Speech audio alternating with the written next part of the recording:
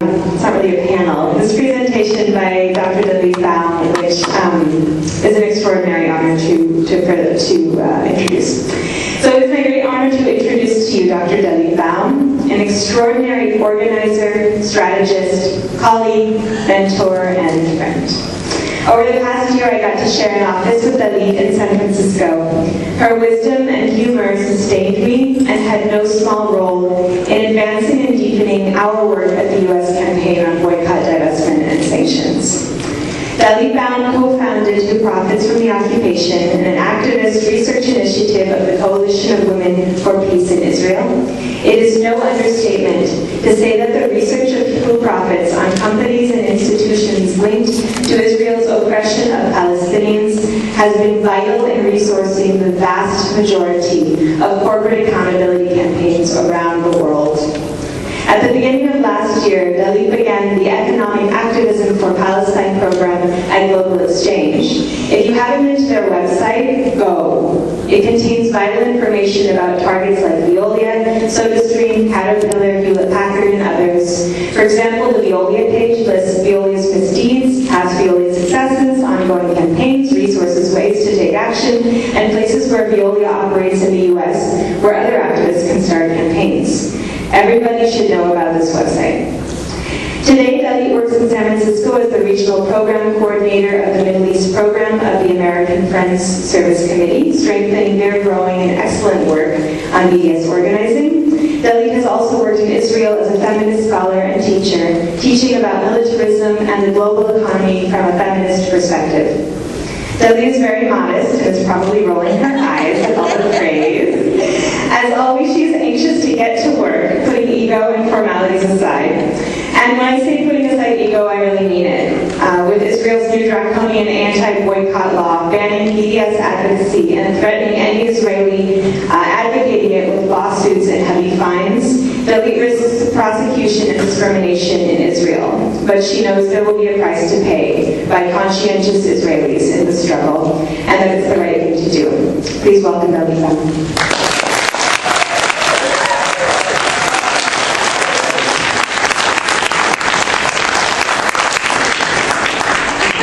Totally silence me because I don't know what to say about that, and especially now that I know that I have to pay a price for saying anything.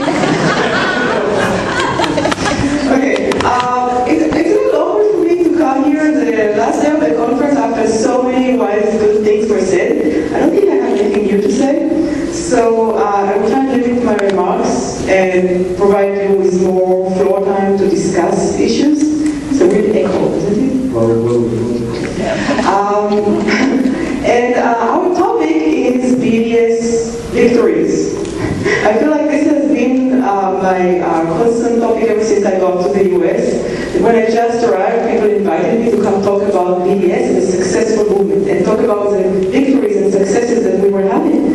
And for years, coming mainly from Europe, but not only from Europe, from other places in the world as well.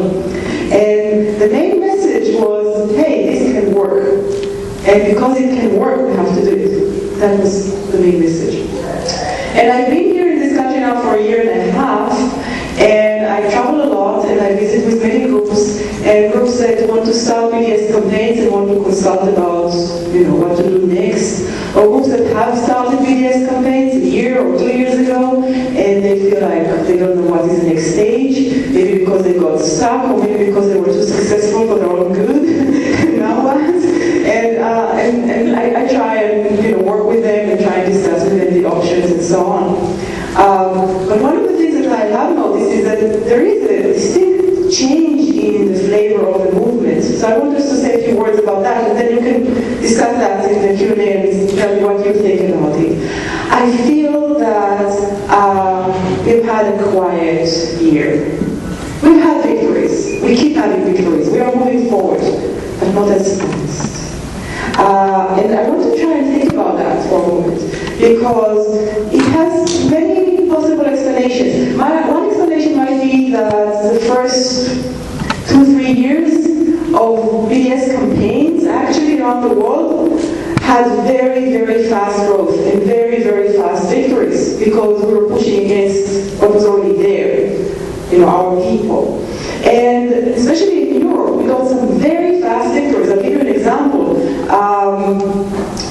when the story about SodaStream just broke out, and New Prophets put out a report about SodaStream, there was an outrage in some of the Northern European countries that were really hooked to SodaStream. I don't know if you know that, but Scandinavians cannot live without soda. It's a weird thing. It's half of the market of SodaStream is in Northern Europe, and 20% of households in Denmark have SodaStream machines. It's remarkable. So that was in Denmark, where, in Sweden, where the Swedes immediately wanted to start not buying SodaStream. And they organized to challenge the supermarkets and say, hey, do you know where it comes from, and so on. It was so successful and so fast that people looked around and said, what other settlement products are here? Wow. And they were looking around, and one of the things they found is that a huge corporation called Assa Abloy that makes locks, they own EA locks, they own a factory in a settlement.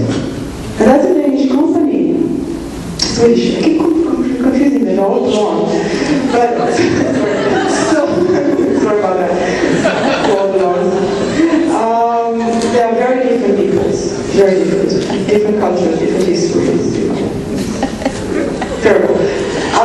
So what they did was to immediately get really outraged about it. It happened so quickly that the company immediately issued a statement saying they would pull out of the settlement.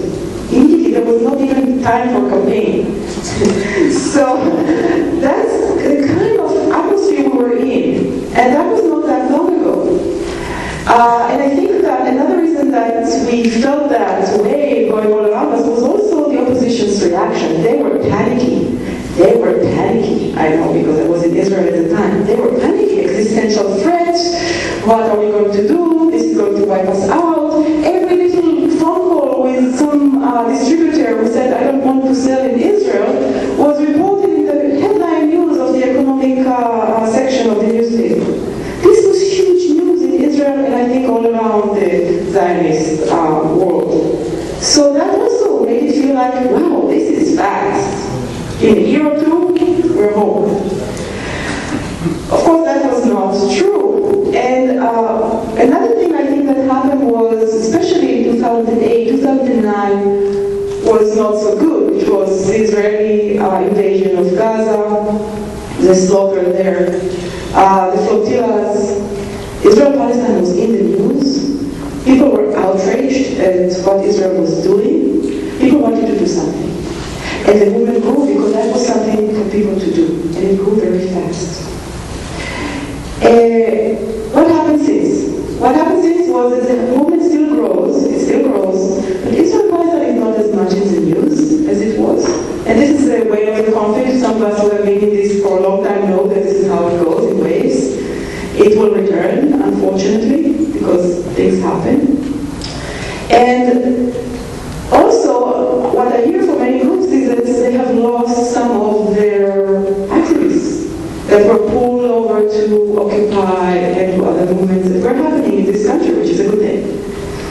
So you have this fact of a fast launch of campaigns, and then kind of, oh, we don't have enough people, oh, we don't have enough resources, how are we going to move it forward? Maybe we need to focus our efforts on something else, and then it takes time, and things take longer than we anticipate.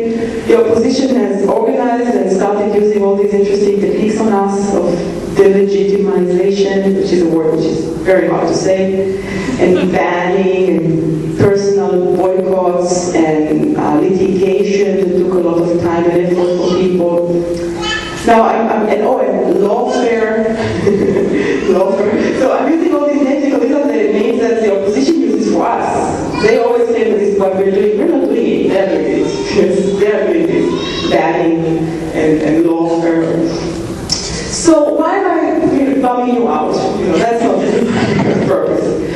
Because I think that it's good to look at these things in the eye and see what's going on, but also notice that beyond all that, and the $6 million goes to fighting BDS and the litigation crazy efforts all around, we're still growing. And we're still building new campaigns all around the country. And in this country, unlike in Europe, we're starting to see the results of that. We're starting now to collect the victories victories from the campaigns that started a year and 2 years ago. So that is our goal at this point, I think, to consolidate our base, to mainstream our efforts, to build our movements, and prepare for the next wave of victories, which will happen. It will happen once the next flotilla sails, or something like that. Because then people want to do something. And that also creates a kind of power on our part. Because there are all these votes pending in all these human rights committees around the country in order to do all sorts of little things, county by county. And when the Israelis attack the next flotilla, just using that as a metaphor, what happens is that all these votes will pass. And they know it. So the stakes are higher for them, because money is something people care about. So what I'm suggesting we will do now is think about our successes and try and understand what made them a success. BDS is a tactic, it's not a movement. Our movement is the Solidarity Movement, or the Free Palestine Movement, or the Justice Movement, or whatever you want to call it. Our movement does a lot of things. It also does BDS. It is one strategy. And as a strategy, it has to be judged as a how. How do we do things? BDS is not a goal. Yeah, you have to set goals. So if you say this action was successful, this campaign was victorious, you should ask, okay, why? What were the goals? Yes, what are we achieving when we say it was victorious or successful? So I'm inviting some of your input right now. I suggest that you just turn to people sitting next to you, 3 or 4 people in the sitting next to you, and take 2-3 minutes to figure out one example of a success or victory from the last year that you can think about in any kind of categorization of what is success or victory. Okay, whatever you want to call a success or victory. And just take that example and think for yourself for a few minutes about why was it a victory or why is it a success. Okay? So let's just do that right now. Materials, the success of growth of our movement, the building movement. There are also some tangible campaign successes. Getting a product on the shelves, getting Friends Fiduciary to divest. I want to remark about something here about the South Africa labeling settlement products clearly. In this joint also with Denmark and the UK that are regulations that are not required regulations, but there are regulations about labeling clearly settlement products. And also a new policy by the EU that requires, of course, taxes on settlement products. That's really hardened its line towards Israelis now, and even though they were looking the other way for a long time, as far as I think, but I think now they're really going to inspect it more carefully, and there are many voices inside the EU calling for a total ban of settlement products, and the Israelis are quite afraid of that. And we can talk more about settlement products if you want. Why are they afraid of that? Why is that such a big deal? But all of these successes coming from Europe in the last year, there are many also movement successes. Veolia banned from several contracts, maybe in the UK. But many of the big victories coming from Europe in the last year were actually sanctions-like victories. They are government-level decisions. Labeling, banning. There is a recent decision by the Norwegian government announced by the Minister of Finance in Norway that they would stop giving tax-deductible status to funds that support settlements. Okay? That's amazing. Now, is it really action or speech? We keep saying that BDS is moving from talk to action. But there is only one such fund that receives this tax-deductible standard from the Norwegians. It's symbolic action. And also most divestment action is symbolic action. Friends Fiduciary is divested from HP and from Caterpillar and from Veolia, thank you, Anna. Veolia, I keep forgetting the name. Okay. It's a moral symbol. It's Friends Fiduciary, it's the friends. You know, they set a moral precedent. It's not about the money. TIA-CREF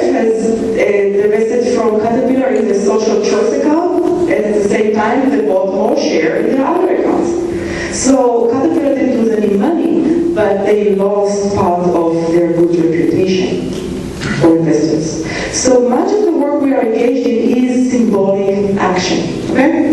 So I want to give just, I have 5 remarks that I want to say about successful campaigns, BDS successes, and then we will open the floor for more discussion about any of these things that happen. But first I want to participate in the exercise myself, because my example for this session is definitely the Sonoma County Human Rights Commission discussion on Veolia, whether or not to recommend an investigation of the company to the county, because Veolia operates buses, Veolia Transportation operates buses in Sonoma County.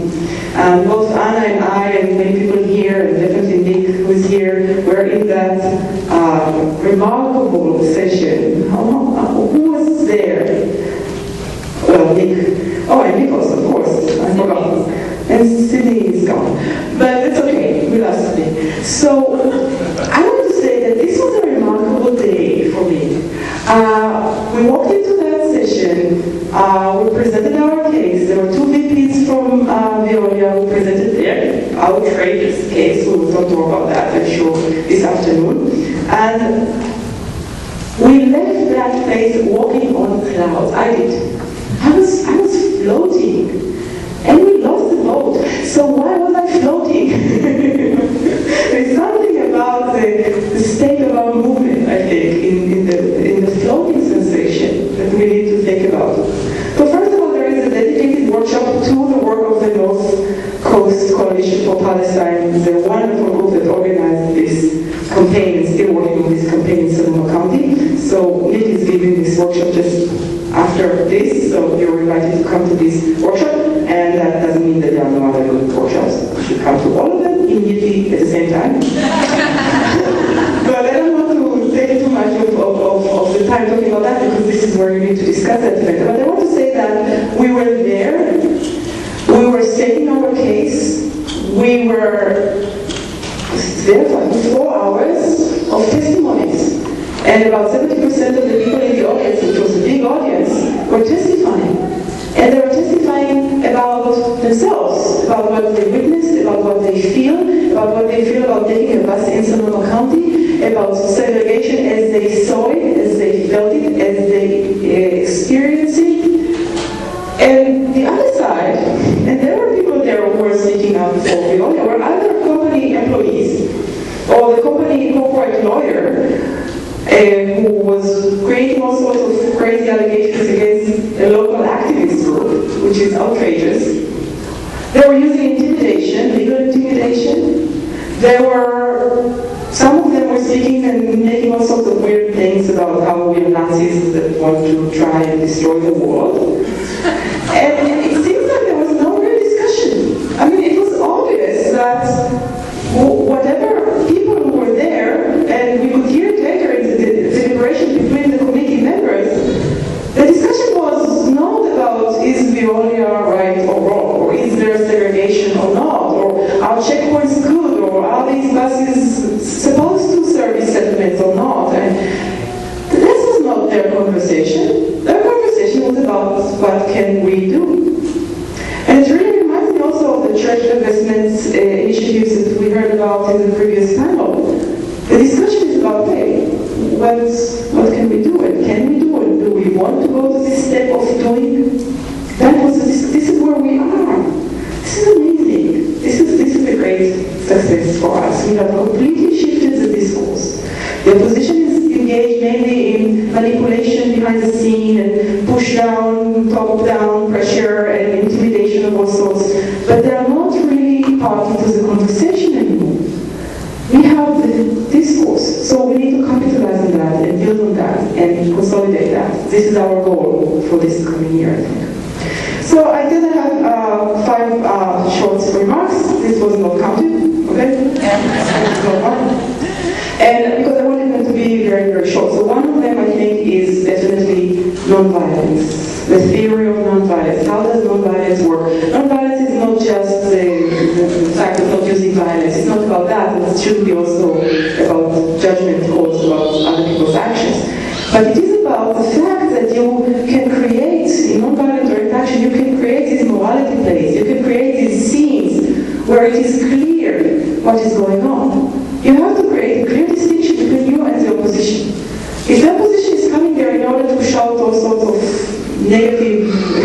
shouts at you, that's not what you're doing there. If they're coming there in order to stifle debate, you're there in order to speak. Nonviolence is all about communication. We are constantly trying to engage with the other side in order to convince them, because they have a place in our vision. We are not trying to defeat the other side. And that's very important for us to remember. We are constantly trying to get them to join us. There's always a chance they will join us, and if we are going to win, they will join us. And they will say, they join us. They were part of this all along. And we have to give them the chance to do so, because we want to win. That's our win. So, for example, one of the most successful BDS campaigns was a campaign against Alexco, the Israeli export company. Not very well known here, but in Europe, this is the company that sold and marketed something like 50% of all the goods, agricultural goods of Israel. It was also half government owned. And the campaign against Agrexco was so successful that Agrexco actually declared bankruptcy and went into liquidation in 2011. Now, a short disclaimer, of course, with this commercial world, it's not just the campaigns that did it, but they had an effect in a rough time for the company. That's why they couldn't get credit. This is why they couldn't really pull out of that place where they got. They couldn't open a new port for themselves in France because of strong opposition and constant demonstrations in France against that new port where they wanted to expand, and so on and so forth. This is a huge victory, but it's also a real problem. Because now the Israeli agricultural goods are sold by many small competing exporters. It's much harder to fund them. We are short of good targets. You know, we don't have many good targets. So sometimes we have to take good care of them, you know, cherish them. And yeah, we are very much against what you're doing, and we are so sorry that you keep doing that. But on the other hand, it's okay. Give us another year, because we're leaving our women on your backs. We need you. Look at Veolia. Veolia is trying to run out of the occupation in all sorts of ways. They're really trying hard, I have to tell them, give it to them. They are not very successful, which is great, because they are a global corporation and we can build a global movement around it. So, nonviolence. Another thing about nonviolence is that nonviolence is one of the best tools to deal with violence. In fact, the best. Part of the reason why nonviolence works is because the opposition is making crazy, stupid mistakes. And we have to be ready for them. HR 35, you know, it's a horrible, horrible state legislation announcement that puts BDS with a whole lot of other examples of anti-Semitism and illegitimate speech on campuses and so on. Horrible decision. But this is the kind of thing that is so outrageous that it can bring up our results. And we have to wait for these things in order to react. And now we have, as one of you said, of course, the decision of the Student Association in California, of the UC Student Association, which actually joined BDS. They call for divestments and they reject this decision. This is amazing. This is amazing, and it happened because of their resolution. We shouldn't be overly outraged. I mean, outrage is okay, but not surprised when the opposition does one of these stupid things. We should be ready to capitalize on that and use that. And many times I hear like students who organize in order to disrupt the speech by some guest on campus, and one is being punched in the face or arrested, and they are completely horrified. Well, you're going to disrupt the speech. Yes, they are going to react. You have to prepare for that. And you have to make the best of that. And you have to remember we are part of the nonviolent movement. We are not part of the punching. It's not just don't punch back. It's nonviolence. Nonviolent direct action is many times seen as a provocation. And many times it is a good thing to provoke because we are trying to change the status quo. We are not invested in what's going on. We want to move it ahead. My next remark is about communication. So nonviolence is always about communication, and I I told several people here who heard me speak before about the language thing. There is a religious concept in Hebrew which is called cherem, which is the translation of boycott, like haram in Arabic. You know, cherem is a religious term that means excommunication. And it's part of the reaction to the boycott, the Western sanction movement in Israeli or Hebrew-speaking audiences. They say, oh, they want to boycott us, which means excommunication, it means social death. They don't want to have anything to do with us. They don't want, they want to kill us socially. But that's not the kind of boycott that we are advocating. The kind of boycott we're advocating is the Martin Luther King boycott, or it's the Gandhi boycott, or it's the Great boycott. It's a boycott that is all about the strike. It's about non-cooperation. It's about we are using whatever we can in order to get the conversation going. We want to talk. We want to be heard. We want people to see that we are part of this conversation and we have some power to change things. So our goal is always to communicate, and create more conversation. Even when we get to places where we are portrayed as the censorship side, and the example I want to have is another victory we had, which was the discussions around the pink washing events. Remember there was a pink washing tool that came, still comes, many different types of such tools, but there was one that was in the West Coast, in Northern California, and Washington State, and Oregon. And when they reached Seattle, local group of organizers have managed to speak to the GLBT commissioners in the GLBT Commission in Seattle and get them to cancel the event. So it sounds very much like silencing and censorship.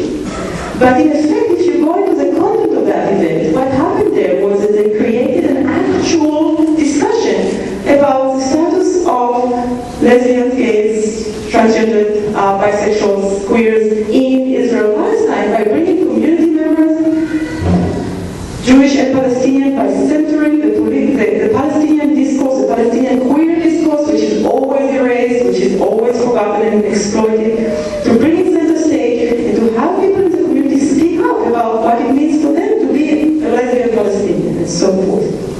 And the commissioners were so moved by that they said, yeah, that state-sponsored event which is scheduled for tomorrow is not the kind of conversation we want to have because it is silencing people in our own community.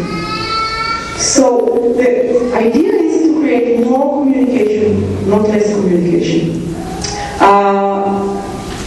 The target audience of this communication. We have all sorts of things going all over the place. We want to talk to everybody. We want to talk to the opposition. We want to talk to the policemen who arrest us. But who is the target audience we're trying to influence? I think it's actually the liberals.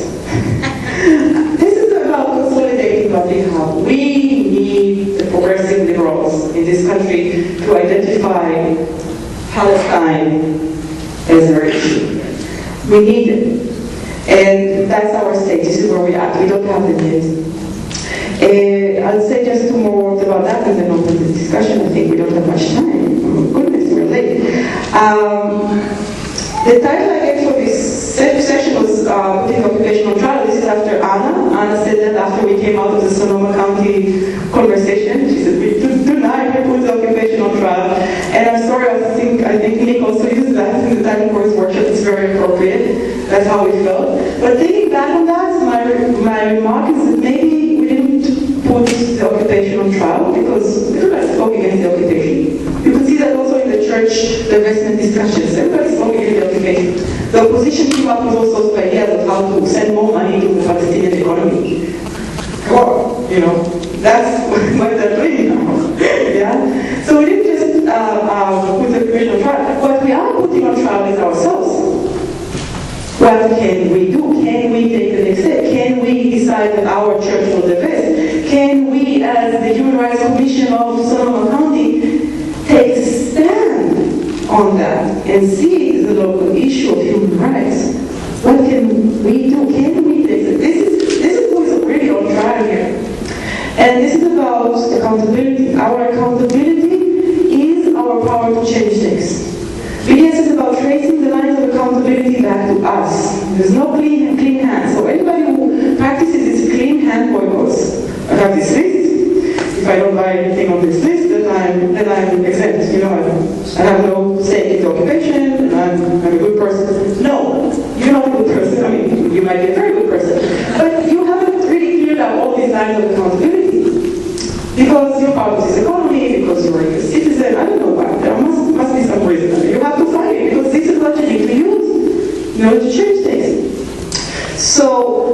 I'll just give you a short story. I'm sorry, I have to. Yeah. I was working in non-profits in an office in Tel Aviv, which is an Israeli organization which is joined Palestinian and Jewish and part of the Coalition of Women for Peace. And we had all these delegations coming to visit us. Some of you also visited us. And there were a delegation of 4 people who came in. They wanted to talk about BDS campaigns and companies and get information. And they had a meeting with us. One of them, this guy, I don't remember his name, he wouldn't step in. He sat outside in the lobby. I offered him a glass of water. He said, I don't drink the water here. I brought my water from West End. As if we don't drink the water from West End. Where it's coming from. And he was just sitting there. He didn't want to talk to us. He didn't want to step into the office. And the window was open and the plant on the seal fell down and broke and he wouldn't pick it up. And I don't think the plant is responsible for anything. So that was really rude, I thought. This is rude. So what I'm trying to say, he looked really stupid. Seriously. Because his fellow delegates came inside and got more information that might be helpful for them in order to go back home and do something. And he would. So that's the clean hands boycott. I'm stepping away, I have nothing to do with it. I'm not drinking the water in Tel Aviv. Good for you. What we're trying to do is shift some of people's reactions on the lines of this is not my problem, or this is not my responsibility, or this is not in my power to change. So we have to bring it home to them. We have to say, this is how you're complicit in this is your problem, and you can change things. So that's what BDS can do. I'm jumping ahead to my wonderful last point, I'm sorry. Shifting the discourse, what we did in Sonoma and in many other places, it's not Israel versus Palestine. What we can use and we use in these corporate accountability campaigns is people versus corporations, which hooks up very nicely to people's new awareness of the fact that corporations have a lot of political power in the US and in Israel. It's a 99% all over again. And when we had someone in the audience who spoke up for the opposition in Sonoma County, and she spoke about how Israel is a wonderful place and it's like the dream, socialist country, I said to her in the break, and she was queer, so I thought like, oh, we can talk. And I said to her that in the break, I said, why are you defending this huge multinational corporation? You're defending Veolia. You're not defending Israel. Veolia is very unpopular in Israel. It really is. They exploit people everywhere. So what can you say? Why are you stepping up to defend Veolia? What's in it for you? It's kind of crazy that you would do that. So this is shifting the discourse. But when we deal with global corporations, we have to remember that this is not dealing with Zionism or Israel. Corporations are global. Corporations can be vulnerable in different parts of the world. We are also global. We have to think globally. When you're engaged with a corporation, don't work for yourself. Try and use our huge network in order to get more information and more hints, and maybe they divide us sometimes. There are many cases when corporations will engage with you separately and with you separately. We cannot have that. Corporations lie all the time. They don't care if you catch them lying. They really don't. We have to know that they have all the information about their own operations. It's really hard for us to penetrate. But we also have to remind that to others. This is how corporations work. They know it. So this can work in our favor. Another thing about corporations is that they are not pro-Israel. Even if they act like they are. Veolia definitely acts like they are. They sent this letter to the commission that looks like it was written by the JCRC or the Foreign Office in Israel or something. They are not pro-Israel. If they can, they run away. They only care about money. And Israel-Palestine is a very small market. So if we give them the opportunity to escape and go exploit elsewhere, they will. And sometimes that's all we need. Because we're building leverage from one to the other, from one to the other. They know what happened to that company and this company. And my last point is that BDS is a rights-based approach. We know that, we're calling for basic human rights, and we're using the language of international law and human rights and equality. But it's not just using the language. We should be really sincere about it. We should be really sincere about it. This is our priority. What does it mean? Human rights are universal. There is a settler organization for human rights for settlements, And they appealed to the UN to be recognized as human rights defenders, which is a special status, special UN status that gives you some protections.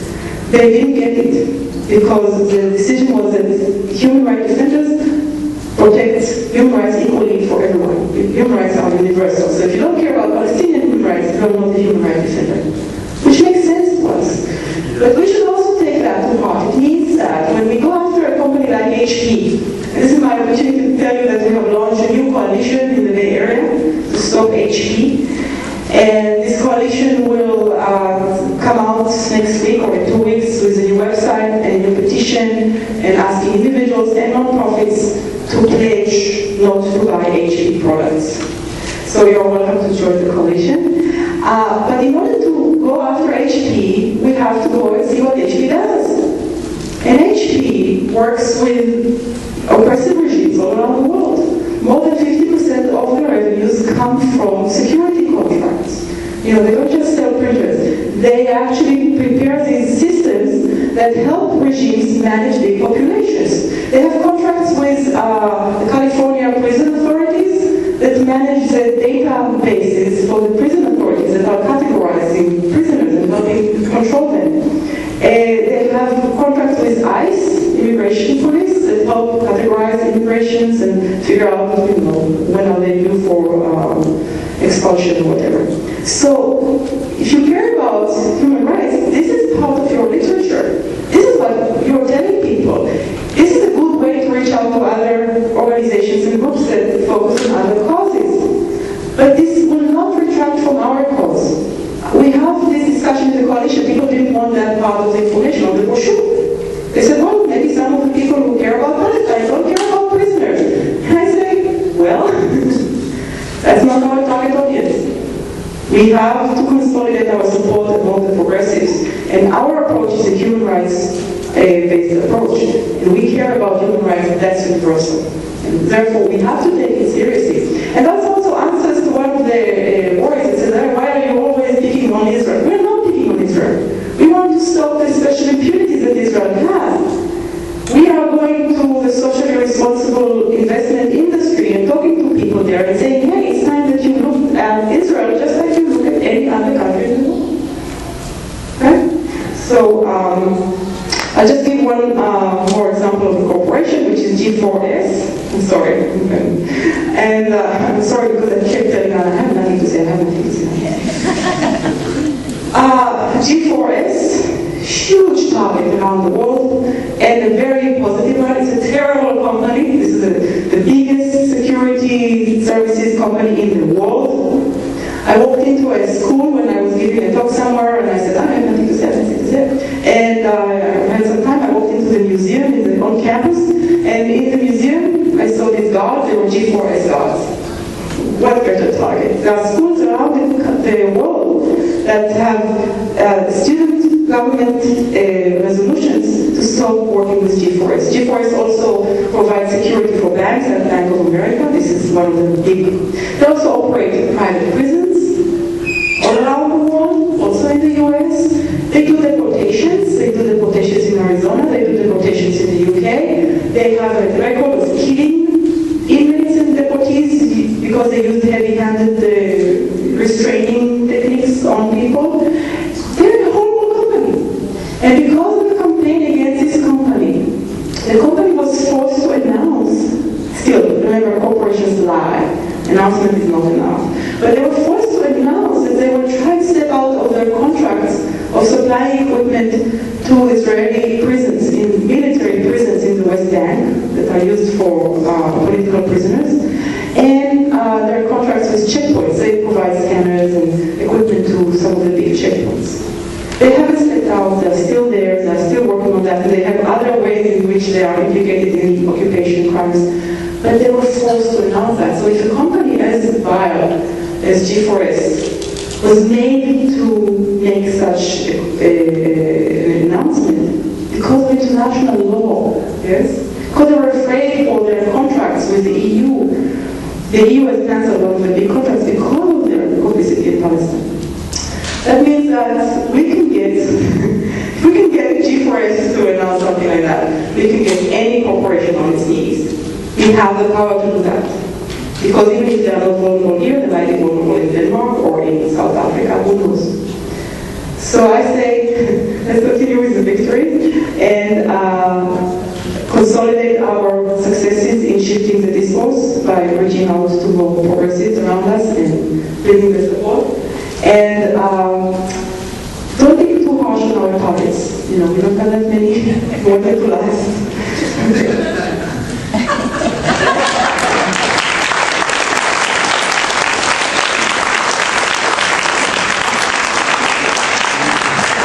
Thanks so much, Dalit, and she will be mad at me if I spend any more time talking about her and all that she does. So I want to give as much time as possible to questions. We have almost 10 minutes, and so I want to ask that people line up here. We're going to do 3 at a time, and yeah, please, Maggie. So, this is a great presentation. You guys are both wonderful, great assets to the movement. I don't think we have to be nice to them, but anyway. But actually, this is something people can do. How many people flew to the conference? On the way back, pick up the Sky Mall, put one of these stickers on the soda stream. There's nothing illegal about this. It says a free copy, take it, we'll replace it. So it's a free copy, put your sticker on it, leave it in there. Thank you.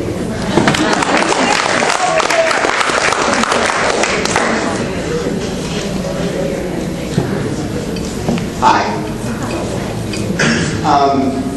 So I'm going to be a bit of a downer, possibly. There have been great victories in Europe, as you were talking about, but they're all really focused on the settlements. And as you know, probably better than anybody, it's the Green Line really doesn't have any significance when it comes to the Israeli economy versus the settlement economy.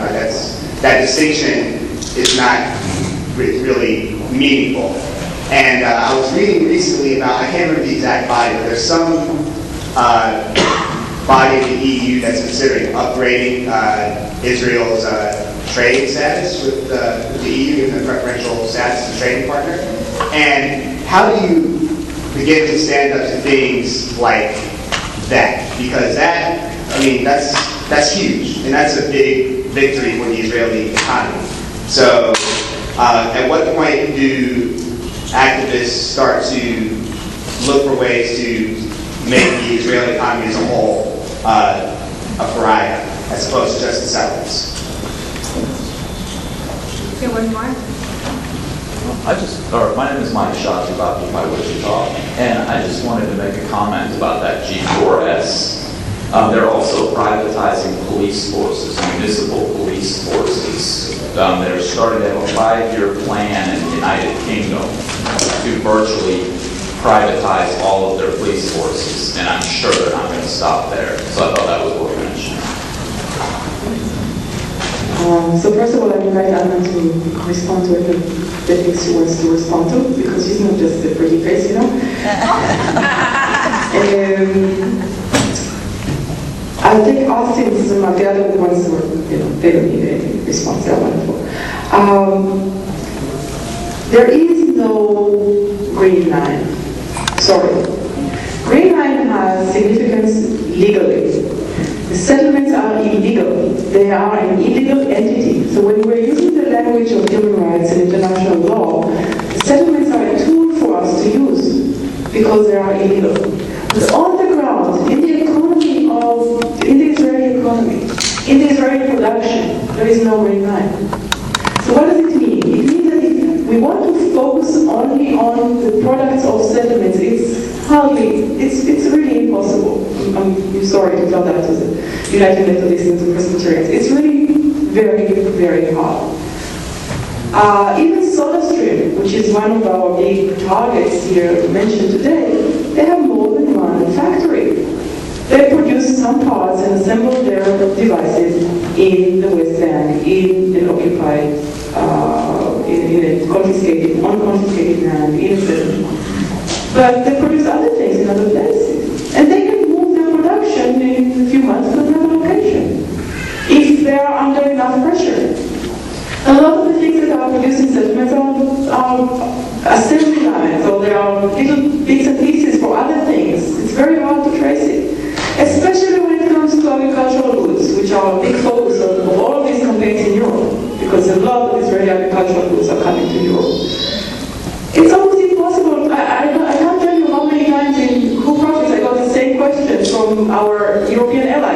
does this avocado comes from the settlement or not? I don't know.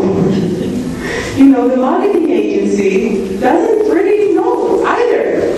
And then you have Israeli products that are marketed from the West End, or Israeli products that are sent to a settlement in order to package, or a Palestinian product which is packaged in the settlement and then sold as an Israeli product. So some of it is done on purpose, some of it is just done because it's the same road system, because there is no two-state anything on the ground. Because it is a one-state solution situation, which is not a solution. This is what's happening on the ground. We know that. So what's the point of focusing on settlements? It's a legal tool. It's one case when the law works for us, so we have to use it. And in fact, when you focus on the settlement industry, when you focus on whoever builds the settlements and whoever supports the settlements with infrastructure and services, and whoever gives them the money that sustains it, and whoever gives them the legal support, if you look at the industry of settlements, you actually cover the entire economy of the state of Israel. And if you go to goodprofits.org and go over our reports, you will see our bank report that shows how all Israeli banks support and build settlements. You will see our wine report that shows how all of the main Israeli wineries are using grapes from the occupied territories.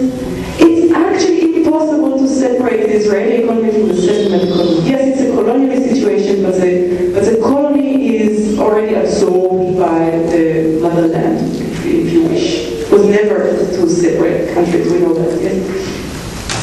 So I wanted to say we're almost out of time, so if you do want to ask a question, we probably have time for two if they're very, very quick.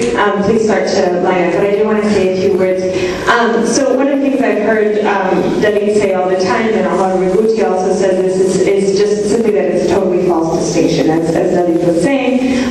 Not only in practice, technically, as you can separate them, but morally. I mean, why would you boycott a good that was made in a settlement, but not the institutions that build the settlement? It just doesn't make sense, or the companies that build the settlement, etc. And when I say institutions, I mean the Israeli government, I mean the Israeli state, I mean the Israeli academic institutions, etc. But it's a very natural bridge because of that false distinction. If you have a clergy member that signs on to a petition that says, I support the Methodist decision to boycott Israeli goods, then we go to that clergy person and say to he or her, so what about the companies that build the settlements? What about the state that supports the settlements and funds them, etc.? It's a really great passage into the broader BDS movement. One thing I wanted to say, the last thing I wanted to say is I think very important. The important thing is that we keep our focus on the rights-based call, no matter what our target is. And I think a lot of low-hanging fruit and really good targets for settlement products is that we're always talking about the three rights. That it's not only about ending occupation, also about right of return, also about equality in 48 Israel, freedom, justice, equality. And furthermore, a campaign that does not focus on those three rights is not officially part of the BDS movement. I'm sorry, if you are simply calling for a boycott of settlement rights and you're not simultaneously advocating the three rights, and I actually just wrote to the BDS National Committee to sort of get clarification on this. No, you're not allowed to call yourself a supporter of the BDS call if you're picking and choosing. So it's not about what target you pick, but your language and the principles behind it that I think is what builds the movement towards justice most effectively.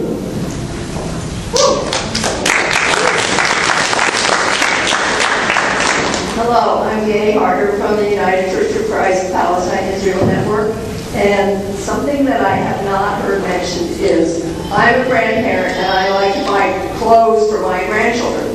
I discovered that there's lines of very cute children's clothes that say Made in Israel, but I've never seen anything about whether they're made in settlements or not, or any campaign targeted for that. And I think that grandparents are a great coalition. We haven't really formed, but what about grandparents who boycott Israeli clothes and toys?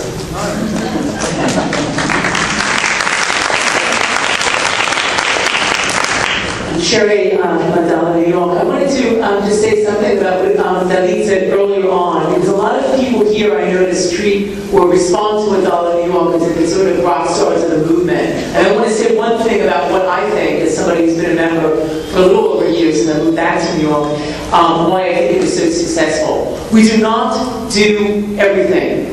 We try and pick and choose things. We debate out carefully.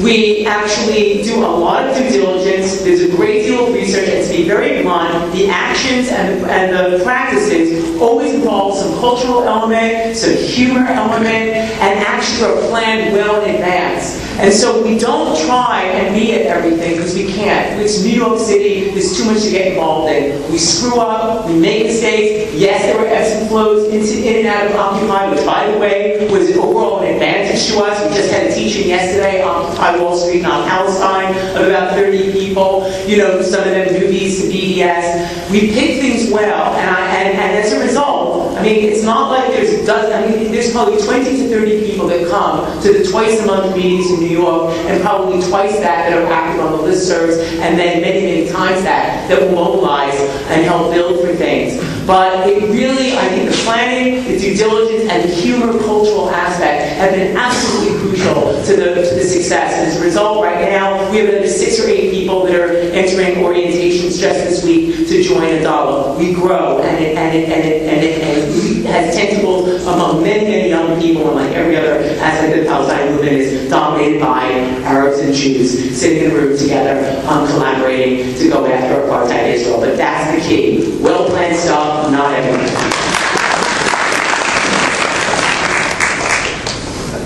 I will start with the Adala New York, who are rock stars of the movement. I agree with everything you said, fun and picking your targets, but I will just say a few more words about that. We can think about new campaigns. You know, we can think about them and plan them. It will probably take a while. But we have campaigns already going. So if a group is looking for things to do, try and look up to an existing campaign and pick your goals carefully.